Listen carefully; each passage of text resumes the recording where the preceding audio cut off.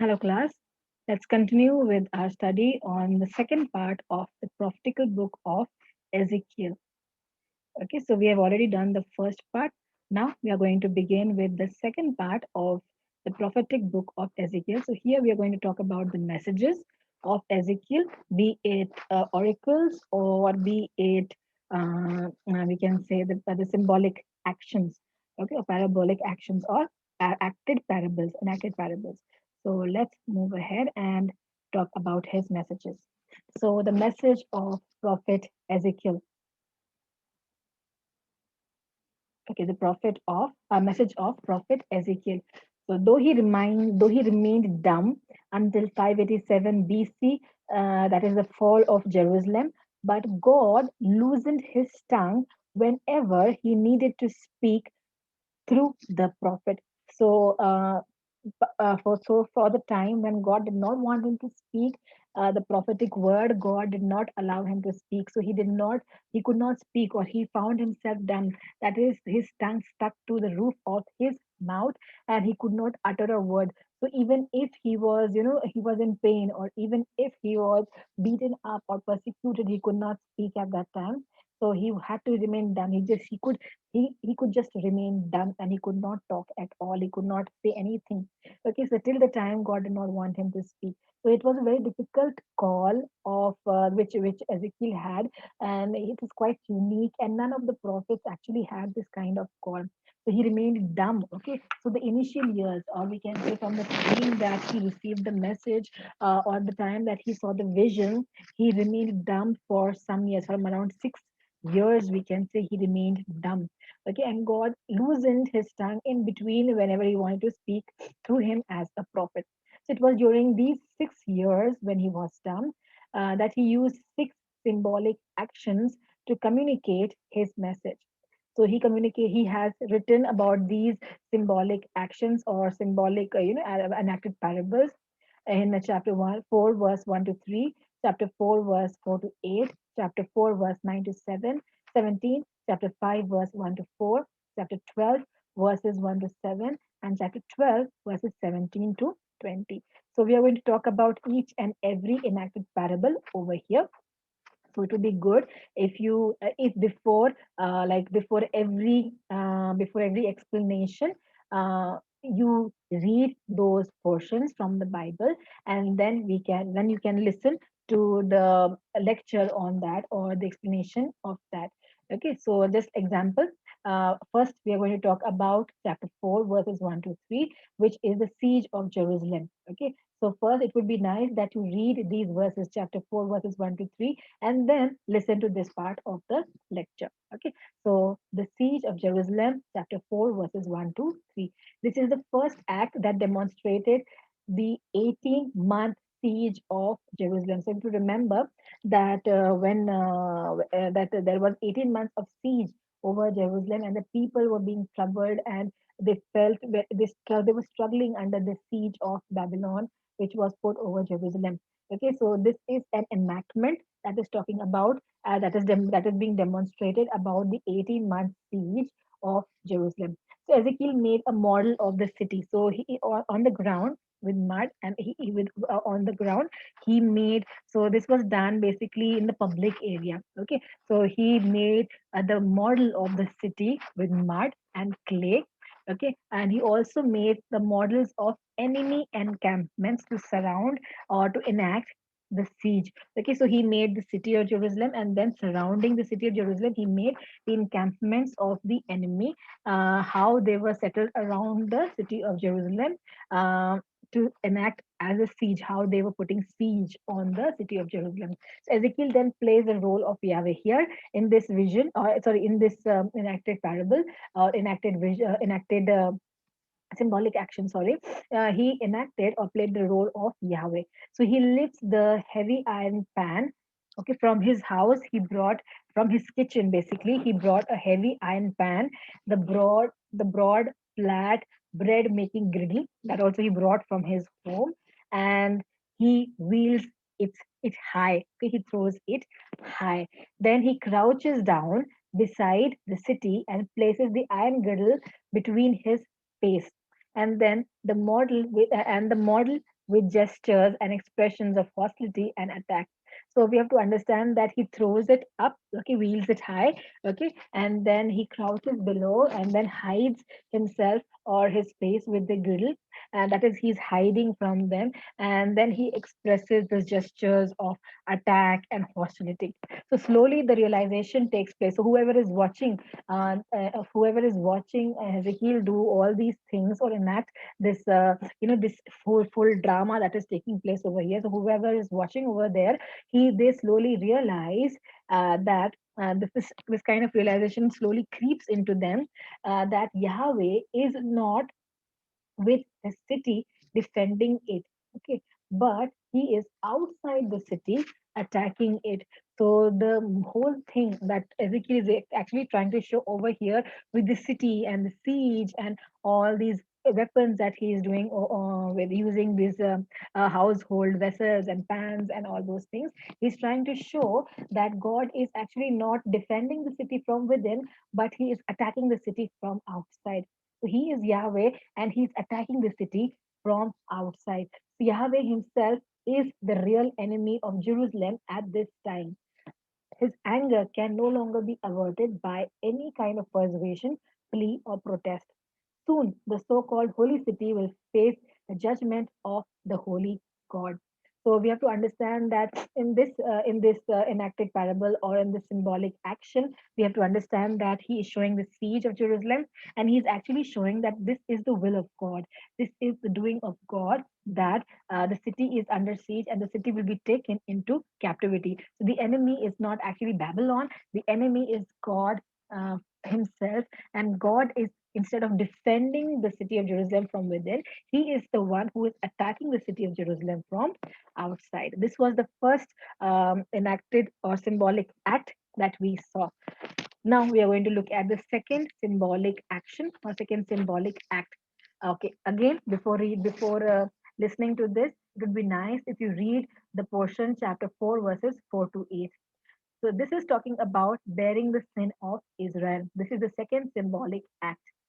Following the first symbolic act, Ezekiel now lays down motionless. Okay, so he lies down on one side, motionless.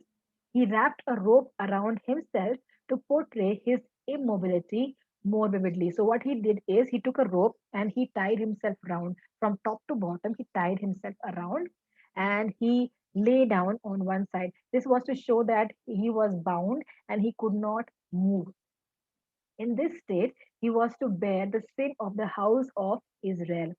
So he's lying down on one side simply means that he's bearing the sin of Israel. That he lies down on the other side, which simply means he's bearing the sin of Judah. So in this first scene or act, here he represents Yahweh. Okay, in this first, or we can say in the first act that he did just now, where he was talking about attacking Jerusalem, he was acting out as Yahweh, who was the enemy. But now here he is acting as Israel. Okay, he is acting as the land of Israel or the people of Israel. So now he is representing Israel. Okay, so he was asked to put the sin of the house of Israel upon his side and lay there and thus bear the sin exactly for 390 days. Okay, 390 days he was just lying down on one side, showing that he is bearing the sin of Israel. That means Israel is bearing the sin. Okay, it's having sin, and for 390 days he did that. The explanation to this symbolic act was that the same number of days as he was lying down, it represented the years. Okay, one day represented 1 year of their sin. So it exactly represented 390 years.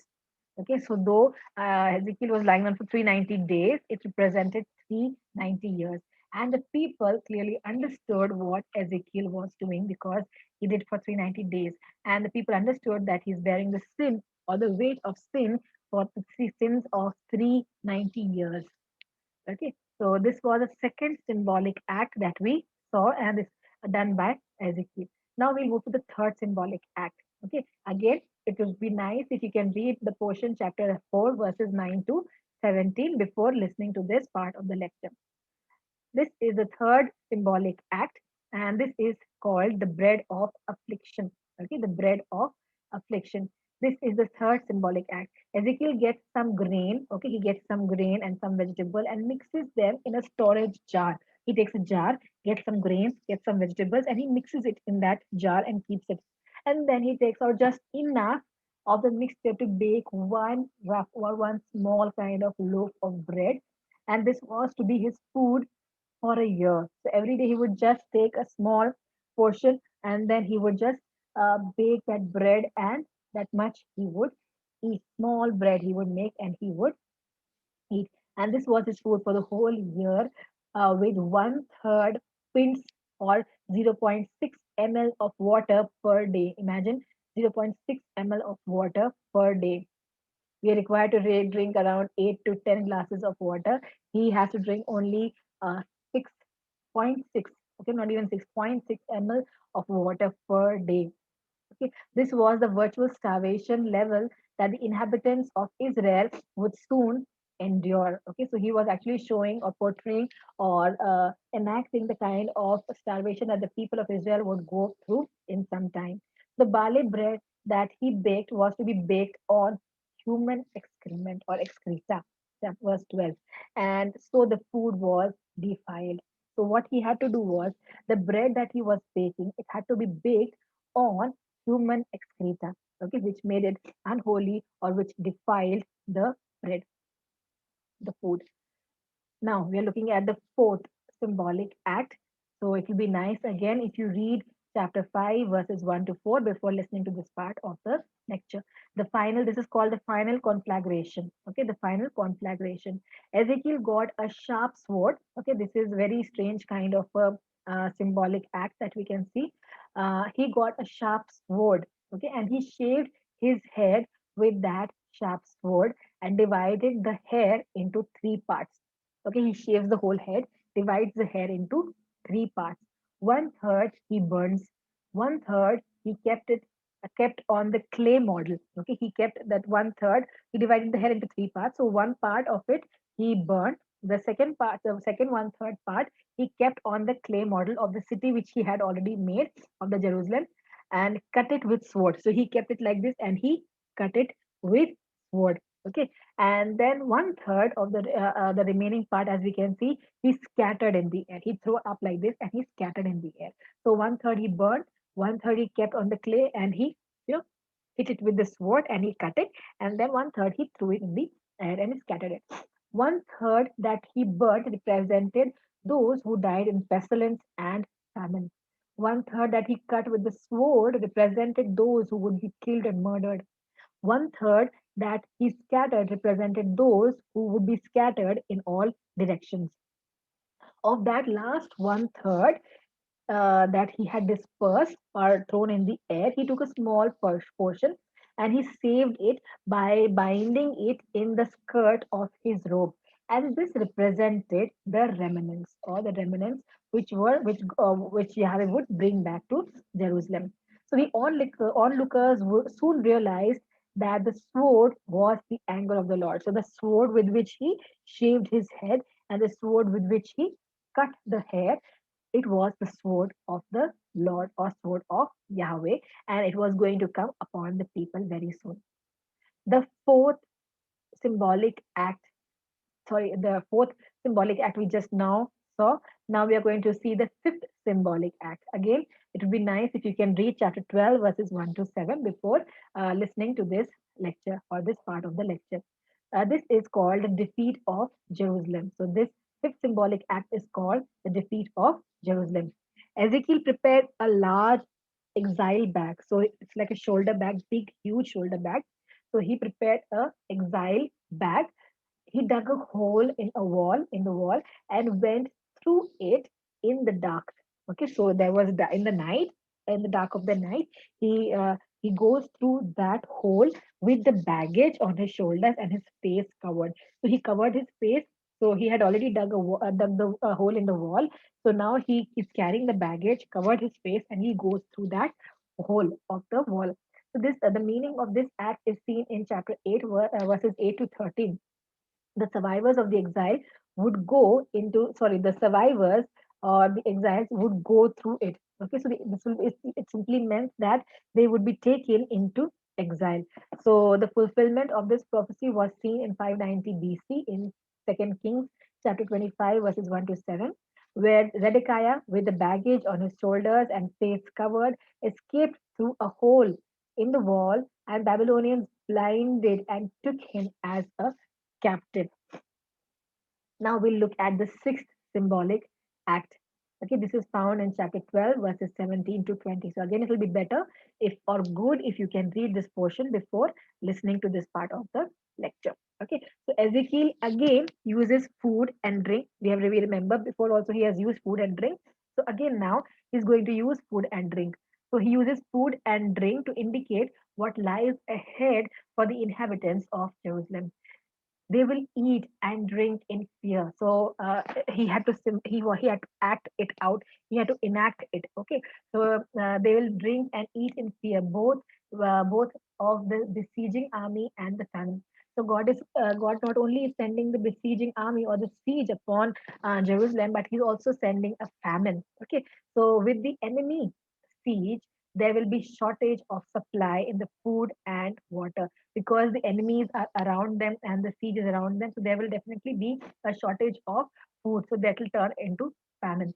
So Ezekiel shuddered and trembled while eating and drinking, and showed what the people of Jerusalem are soon going to experience. So what he did was he took the bread and he took the water and he was trembling and eating before them.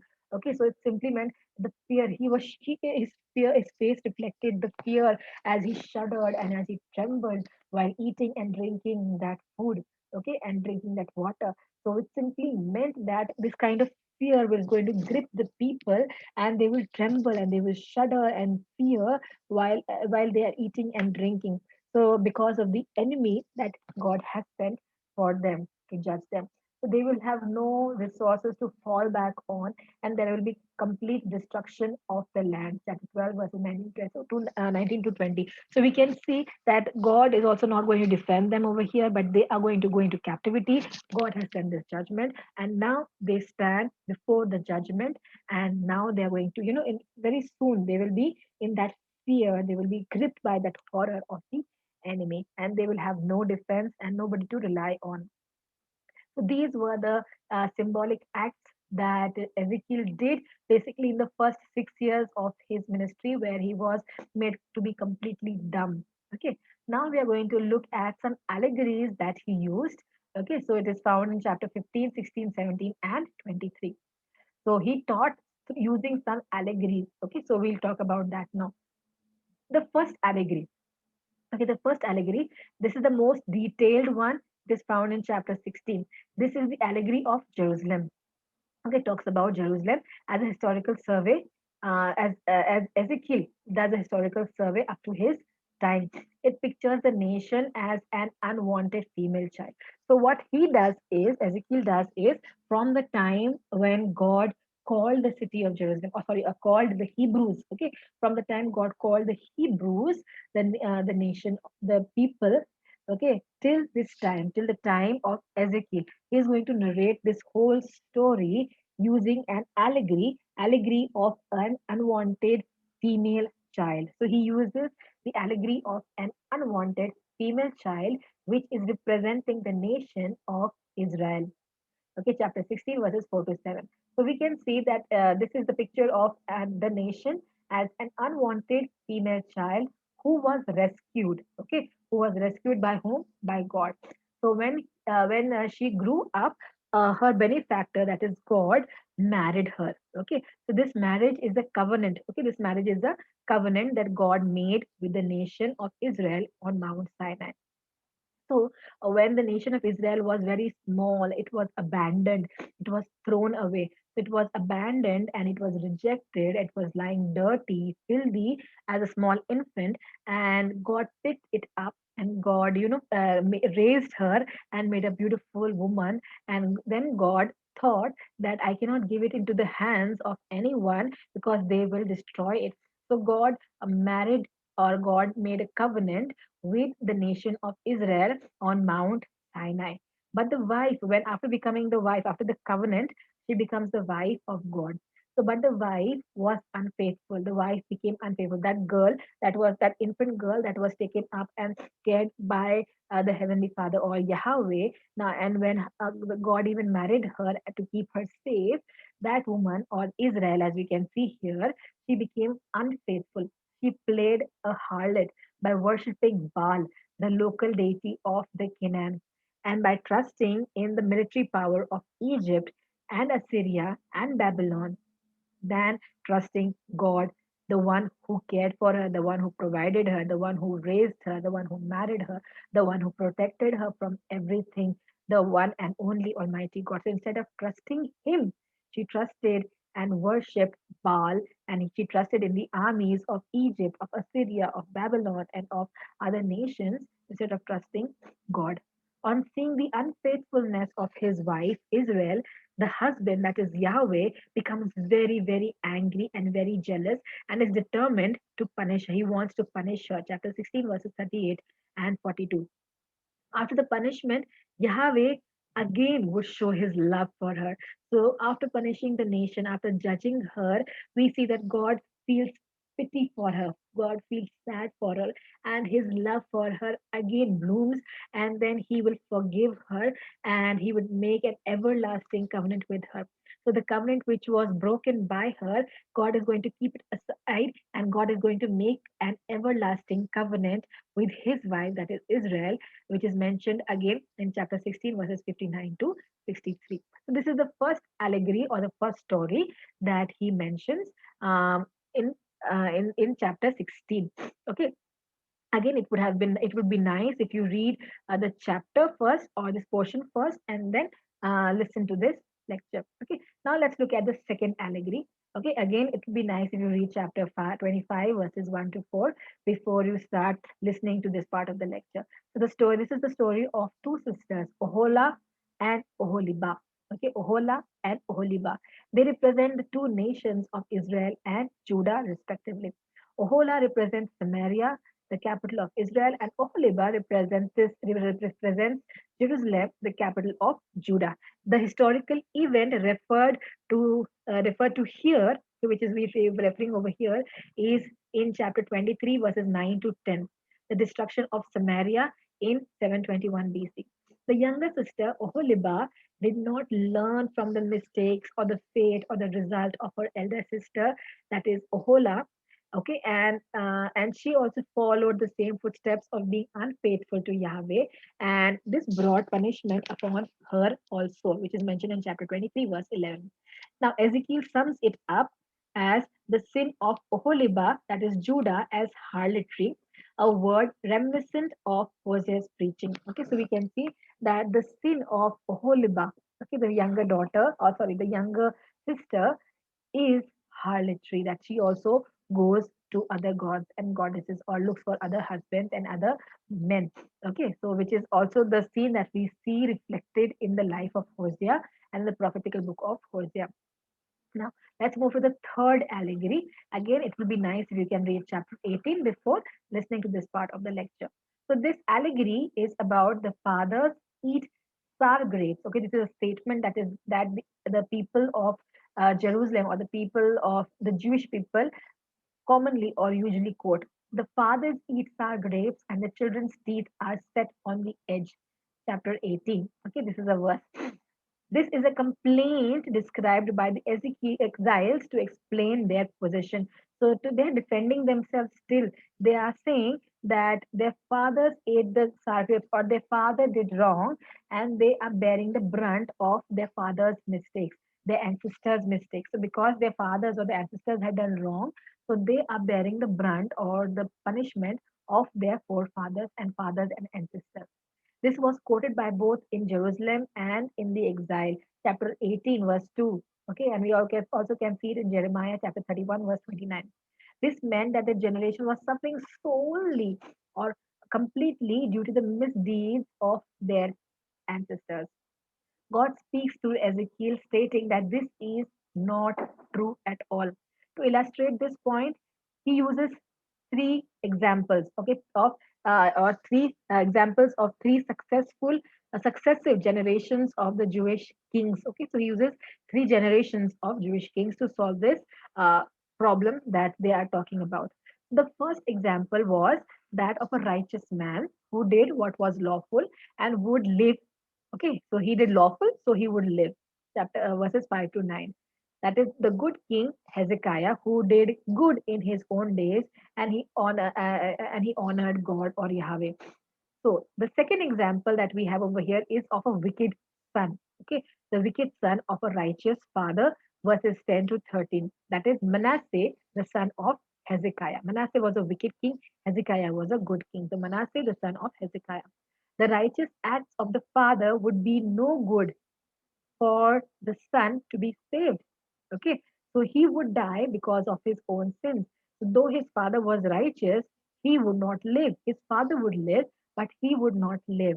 So his wicked son would die because of his own sins. The third example that we see over here is the third generation, that is the son of the wicked father. Okay, the righteous son of the wicked father, verses 14 to 17. The righteous son of the wicked father. The righteous son will not be punished because of the wicked deeds of his father. His father will die of his wicked deeds, but his son would live because of his righteousness. So, the important principle of that Ezekiel highlights over here is that God would judge each person according to the manner of life that they have lived. Okay, so whatever they do according to that, they will be judged individually. This also illustrates. This was illustrated in his vision that Ezekiel received in Jerusalem in chapter 8 to 11, where the righteous were given mark on their foreheads. So he has already seen a vision where he sees that the righteous were given mark on their foreheads, and they were saved. Okay, so in 9 chapter 9 verse 4, and when the divine executionist or the executioners passed through the people of that land, those with the mark on their foreheads were saved. So those righteous people who lived a righteous life will receive that mark on their forehead, and when the angel of death or the executioner passes through them, they will be saved or they will be spared. Now let's move ahead. Okay, the book of Ezekiel can now be divided into three sections. The first section is chapters 1 to 24. This contains the words of Ezekiel to the Jewish exiles in the country of Babylonia, often called Chaldea in the book. Ezekiel's message in these chapters is the message of doom concerning the destruction and the fate of Jerusalem. Okay, so these chapters, that is chapters 1 to 24, basically talks about the message of doom.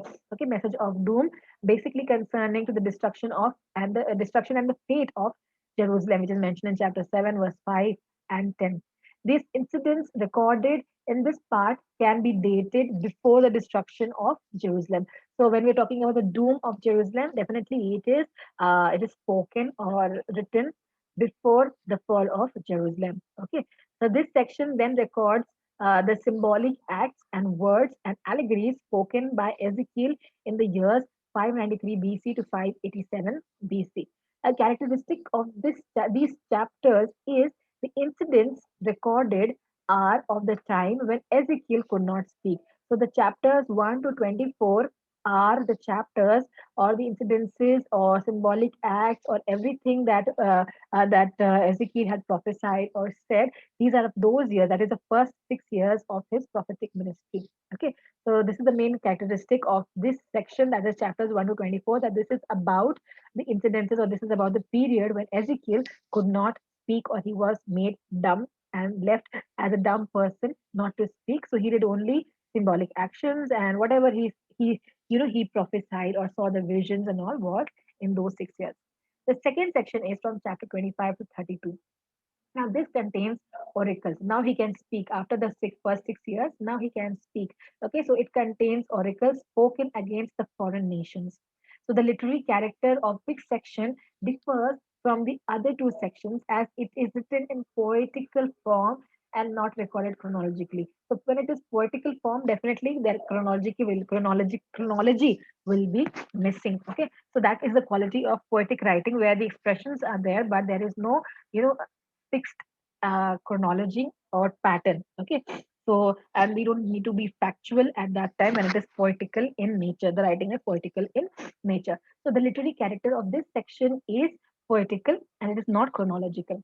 So, in these chapters, especially in chapter 25, we can see that Ezekiel speaks of four nations. Okay, four nations that are Judah's neighbors, that is Ammon, Moab, Edom, and Cilicia. So the remaining oracles that we have in this section are about two nations, that is Tyre, which is mentioned in chapters 26 to 28, and Egypt, which is mentioned in chapter 25, verses 17 to 21. Now we just look at the portion where it's talking about the other nations, mainly about Tyre and Egypt. So he denounces Tyre when Ezekiel basically denounces Tyre when its merchants participate, anticipating great trade. They were gloating over the destruction of Israel or Jerusalem. So we can see when Jerusalem was being destroyed, they were thinking of their trade. They were rejoicing that they can gloat over Jerusalem and steal away and take away things because with their destruction, and they were rejoicing at that time, so that they can get good material from there.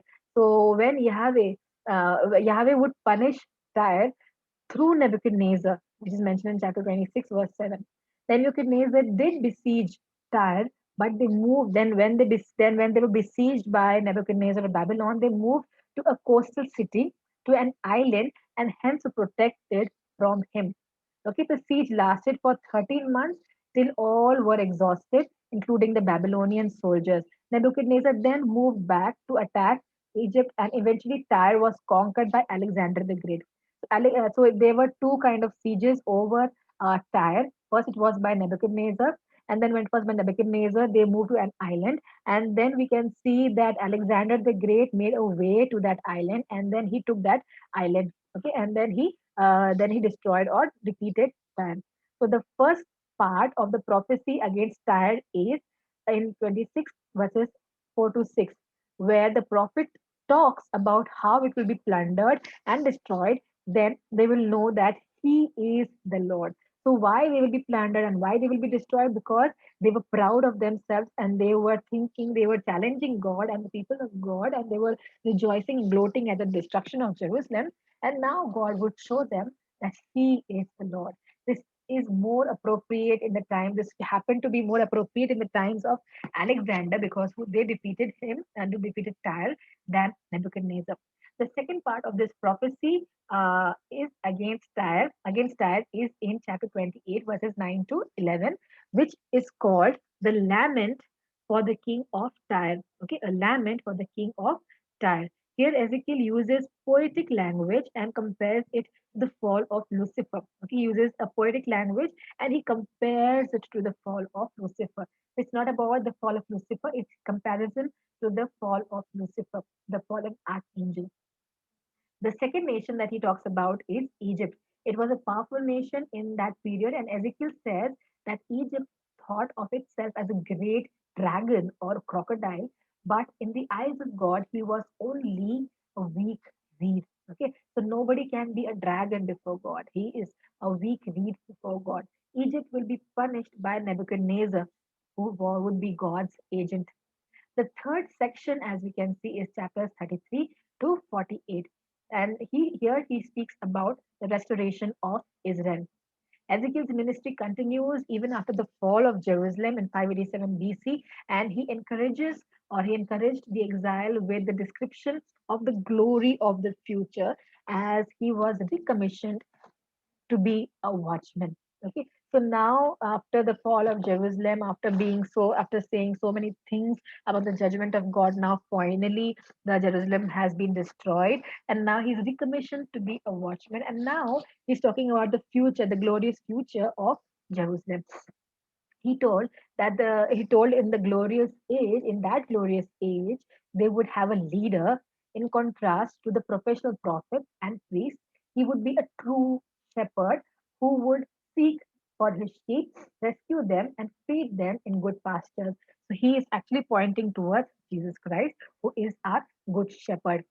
In chapters 36 to 30 and 37, we read further of the restoration of Israel, and also that when Yahweh will reward or punish the individuals, he will also deal with the people of Israel corporately. Okay, it will not only be individuals, but it will also be the judgment as a whole nation. Okay, the whole nation will also be judged corporately. They would be judged and blessed, definitely.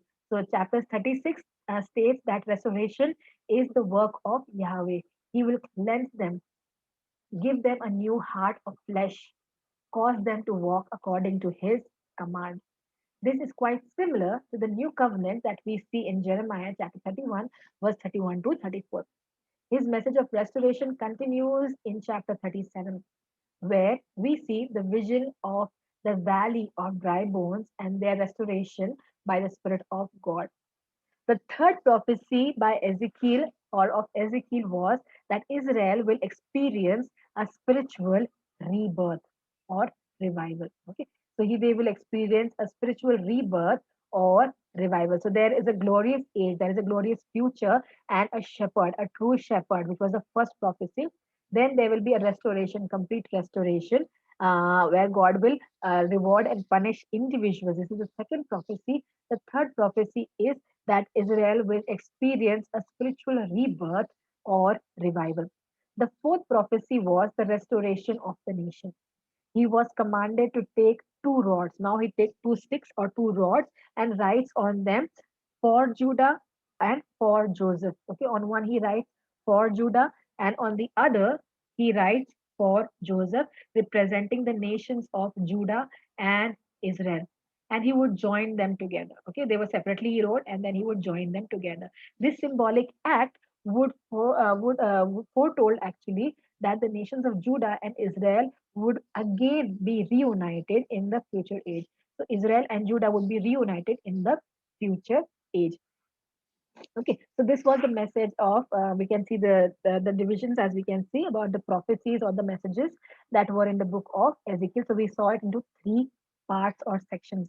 Now, this the last section that we're going to see now is about the vision of the temple. Okay, it is very important part of Ezekiel and very spoken about or talked about or discussed part of the book of Ezekiel. So now we are going to deal with the visions that he saw about the temple.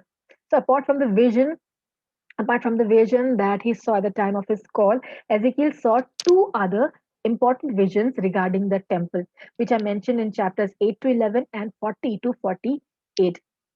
The first vision. Okay, let's look at the first vision. So it will be nice if we can read chapters 8 to 11 before studying this part. Okay, before learning from this part. The first vision. The first vision took place before the destruction of Jerusalem. Okay, this took place before the destruction of Jerusalem.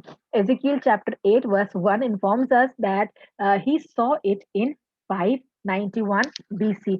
So we know that Ezekiel was quite crisp in recording the dates also. So he saw it in 597, sorry, 591 BC. In this vision, he was taken some 600 miles from Babylon. So in his spirit, okay, he's taken around 600 miles from Babylon to Jerusalem.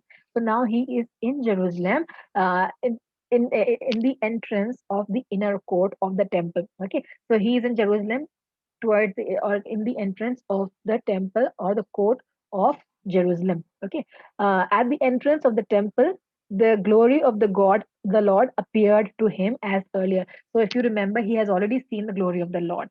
So, again, he sees the glory of the Lord at the entrance of the temple. The glory of the Lord is used to describe the visible presence of Yahweh. So, when he's talking about the glory of the Lord, he's talking about that tangible, that physical appearance of the glory of Yahweh, okay, the visible presence of Yahweh.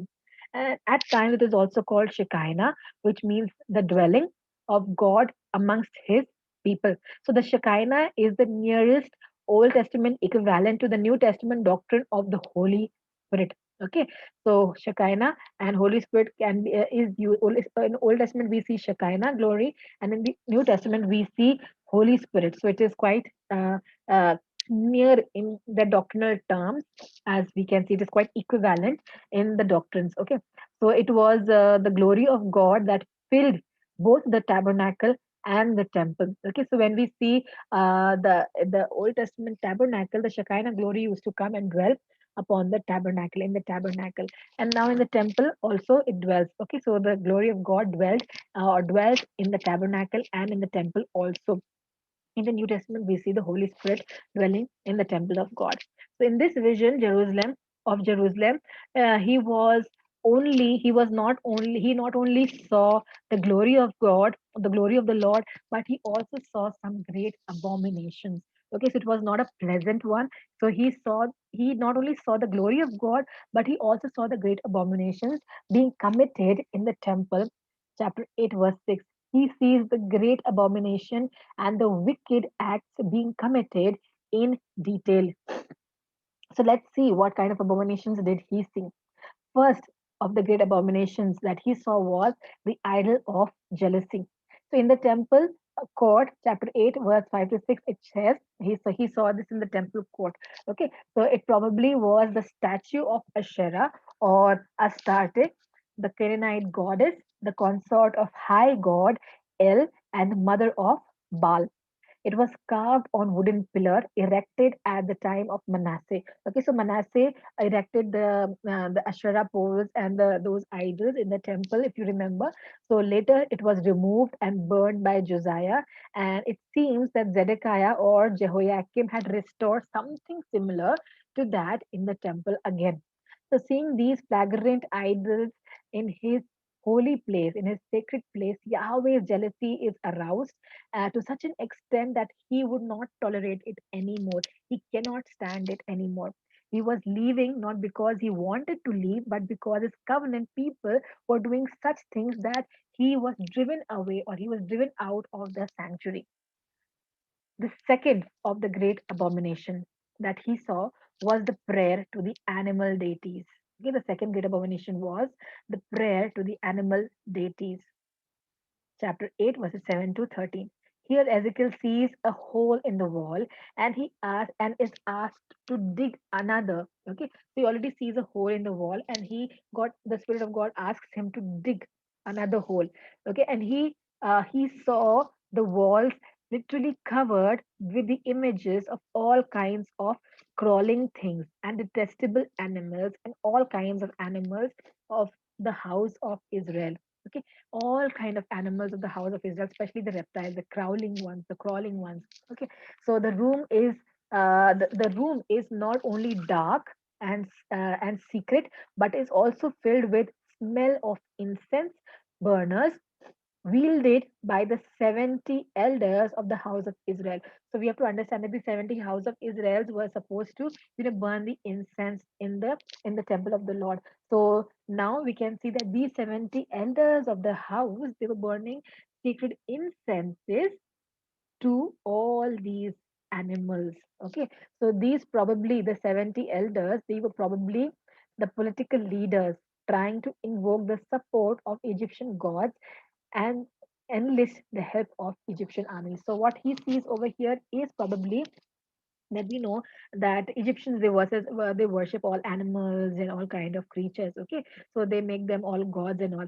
So these leaders or these elders that he saw, that 70 elders, these are the political leaders of Israel, political leaders of the house of Israel, and they are trying to seek the support of Egyptians and Egyptian gods by worshiping and burning incense to these kind of idols of animals.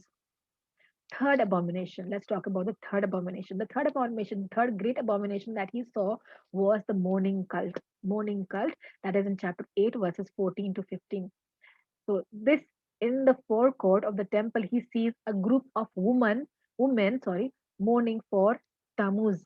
Okay, this appears only here, but it can also be identified with Dumuzi, one of the very ancient Sumerian king, the name of the shepherd king before the flood, who is said to have reigned for 36,000 years. Okay, he reigned 36,000 years. This is a mythological story, as we can know from Sumeria. So the story tells us that he was banished by his wife Inanna. Okay, so this Dumuzi, he was banished by his wife Inanna to the underworld where he lost his power. So he was banished to the underworld where he lost his power and was mourned by his wife, his sister, and his mother. Therefore, this cult was popular custom among the Babylonian women who would mourn for the dead. Okay, this was the cult of the dead going on in the temple, which made it offensive to the living God. So now they had already worshipped animals, they had already worshipped other gods and goddesses, other, that we've just now seen. Now we see that they are mourning for the dead. Okay, for the dead, and this is very irritating, very offensive for this living God. Okay, so this is the third abomination that we saw just now. Now we're going to look at the fourth abomination, the fourth great abomination. And this was when he reached in the inner court, he saw at the entrance of the temple between the portico and the altar, he saw 25 men with their backs to the temple of the Lord were bowing down to the sun god in the east. Chapter 8, verse 16. Such astral worship, so they were worshipping the sun, okay, they were worshipping the sun god. Such astral worship was completely incompatible to the worship of Yahweh. God never allows astral worship. So the creator of heaven and the earth and all its fullness forbids astral worship. Ezekiel is appalled as inside the glory of God can be seen in its vicinity. Within it, a space or a few yards around the temple, he confronted multiple religions. So he sees that towards the door, towards the gate, he could see and he could feel the presence of the Almighty God. But just few yards away, he sees multiple religions and worships taking place. In his vision, he saw the Shekinah glory of God which resided in the temple was barred from the eyes of the high priest. So God just closed the eyes of the high priest and he just moved. Okay, the presence of God, the glory of God just moved past the high priest and from the holy of holies towards the entrance of the temple. So God did not allow the high priest to see that he is moving out from the holy of holies to the entrance of the temple. Then he saw that Yahweh's chariot, the throne, had arrived, which he had seen even during his call, the chariot of fire that we see. So the glory of God now went into the chariot, and the too chariot was filled with the glory of God, and it went away. The chariot rode away to the mountainside of the city of Jerusalem. So from the temple, the presence of God was taken in that chariot, and it moved from the temple to the mountainside of the city of Jerusalem. This departure of the glory of God from the temple implied that he no longer regards the covenant made with Israel as valid. So already Israel has broken the covenant with God, and now God does not regards the covenant as valid. So God is also forgetting the covenant or giving up on the covenant. Now let us look at the second vision. Okay, we already saw this was the first vision, and these were the parts of the first vision. So these abominations were all part of the first vision of the glory of God, or that the temple vision of the temple that he saw just now. Okay, now we're going to first look at the second vision of the temple. So this took place 19 years after 572 BC. 19 years later, that is in 572 BC, and was also about the temple. So this is also about the temple, chapters 40 to 48. Between the first and the second vision, what has happened? Jerusalem has already fallen. Okay, Jerusalem has already been destroyed. Here he saw a man with a measuring rod or measuring tape or measuring. He's measuring the temple in great detail. So Ezekiel not only saw the plans of the temple, but the details of the furnishing as well. The chamber of the priests, the regulations concerning the correct worship, the responsibilities of the various priestly order, how the land would be divided among the 12 tribes, all those things he sees in detail. So after he saw all these details, he was taken to the eastern gate, okay, to the east side of the gate, and the glory of God came from the east and filled the temple. So he already saw the glory of God leaving from the east gate. Okay, he already saw the temple, the glory of the Lord leaving from the east gate and moving towards that side of the mountain side. And now he sees the city, the glory of the Lord coming from the east gate and filling the temple. There is no consensus among the scholars regarding the interpretation of these chapters. Okay, but there are four views that we will see just now regarding the interpretation of this vision. Okay, so let's see what are the four views. The first one is literal prophetic view.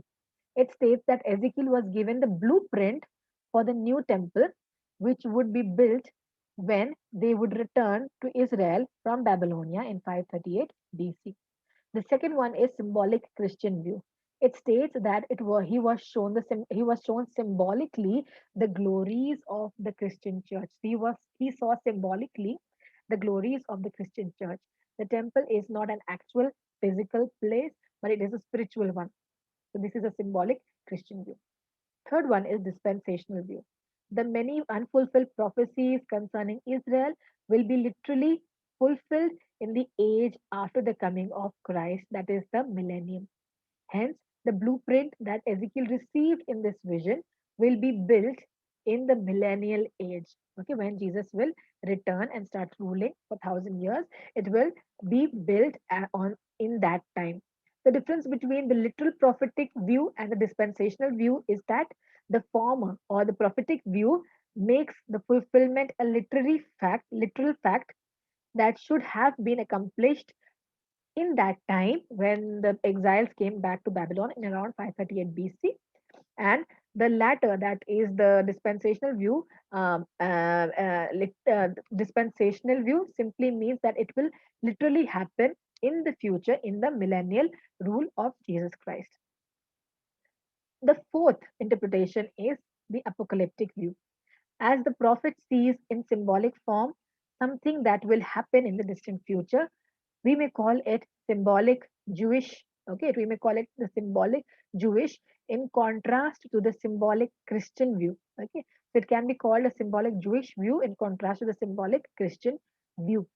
This states that he saw symbolically the glories of an age when God would again dwell among his people. Okay, and God would dwell again among his people. So this was seen symbolically. So, who among the people, both Jews and Gentiles. So, according to this, there would be a literal rebirth, okay, a literal rebirth of the nations, but the details given by Ezekiel is quite pictorial in nature. Okay, Old Testament prophets foretold a time when God would bless his people abundantly, which was represented in symbols or prosperity, as we can see in Amos, or reestablishment of an ideal kingdom, which can be seen in Isaiah and Micah.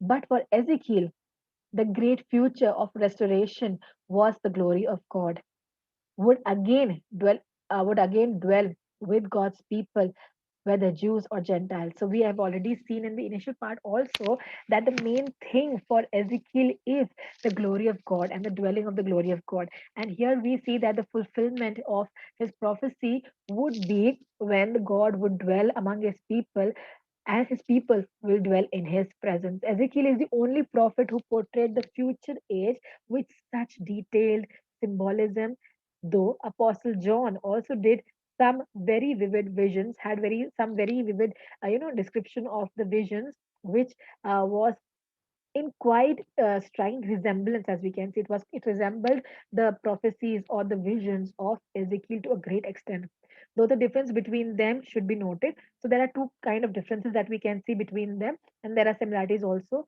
So for Ezekiel, the setting of the vision was in the temple because he belonged to the priestly thing. Okay, but for John it was the city, okay, city of Jerusalem, where there would be no temple, okay, but for Ezekiel it was the temple. Second, the difference is of the size. For Ezekiel, the new city was about 2 kilometers square.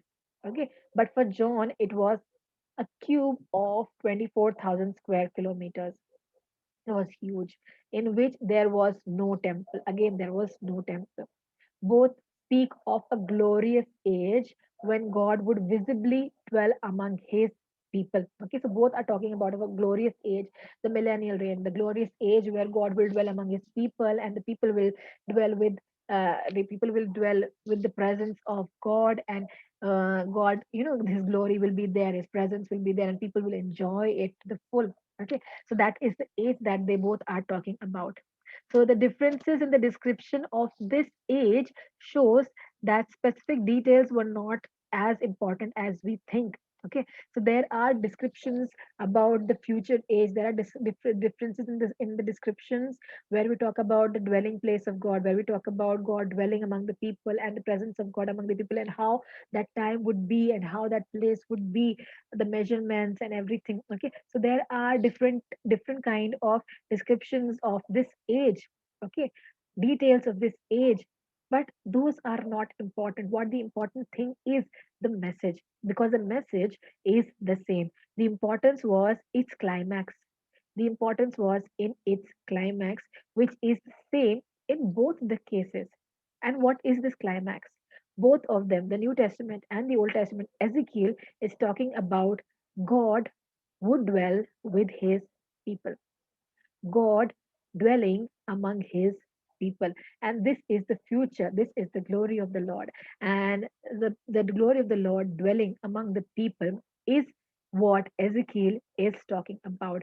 For him, the glory of the Lord, the name of the Lord, was of utmost importance. And throughout the book, we see the glory of the Lord in his prophecies, in his visions, in his symbolic act, in everything that he said and does. It is about the glory of God. It is about the presence of God. It is about the name of God. It is God being the center. Okay, this is what Ezekiel talks about, and this is the book of Ezekiel that we just now saw and read. So these were the two classes that we took on the book of Ezekiel. I hope you all will be blessed by studying this book of Ezekiel, and please be reminded that read the portions of all the allegories, all the oracles, all the symbolic acts before you listen to these video lectures. It will help you in understanding it better. Thank you, and have a blessed time studying the book of Ezekiel. God bless you.